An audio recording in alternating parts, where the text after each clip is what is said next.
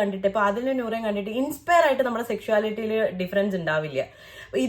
ഇത് ഒരു ഞാൻ ഇങ്ങനെ ചിന്തിക്കുന്ന ആൾക്കാർക്ക് ഞാൻ ഒരു കാര്യം കൂടെ പറയാനുള്ളതെന്ന് വെച്ച് കഴിഞ്ഞാൽ, പണ്ടുള്ള കാര്യങ്ങളിൽ ഇതൊന്നും പുറത്ത് കൊണ്ടുവരാൻ പറ്റാതെ, എന്റെ സെക്ഷുവാലിറ്റി എന്താന്ന് പുറത്ത് കൊണ്ടുവരാൻ പറ്റാതെ കല്യാണം കഴിച്ച്, ഇപ്പോൾ ഒരു ലെസ്ബിയൻ ആയിക്കോട്ടെ, ഗേ ആയിക്കോട്ടെ, ലെസ്ബിയൻ ആയാലും ഗേ ആയാലും, ഇവർക്ക് പറ്റാത്ത രീതിയിലുള്ള കല്യാണം ഇവർ കഴിച്ചു എന്ന് വെച്ചോട്ടെ.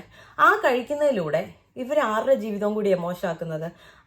കല്യാണം കഴിക്കുന്ന കുട്ടീനെ എന്താ പറയുക, ഒരു ഹെട്രോസെക്ഷൽ ആയിരിക്കാം. ഇപ്പോൾ ഹോമോസെക്ഷലും ഹെട്രോസെക്ഷലും കൂടെ കല്യാണം കഴിച്ചു കഴിഞ്ഞാൽ എന്തായിരിക്കും അവസ്ഥ? ഭയങ്കര പരിതാപകരമായിരിക്കും. അപ്പോൾ ഇവർക്ക് പറ്റിയവരെ അല്ലേ ഇവർ ചൂസ് ചെയ്യേണ്ടത്, അല്ലെങ്കിൽ ഇവരുടെ സെക്ഷുവാലിറ്റിക്ക് പറ്റിയവരല്ലേ ഇവർ ചൂസ് ചെയ്യേണ്ടത്? അതോ ഇവർക്ക് പറ്റാത്ത, ഇപ്പൊ വേറൊരു ബോയെ കല്യാണം കഴിച്ചിട്ട് അങ്ങനെ സ്ട്രഗിൾ ചെയ്യണോ? എന്റെ ചോദ്യം അതാണ്. അവരങ്ങനെ സ്ട്രഗിൾ ചെയ്യുന്നതാണോ നല്ലത്?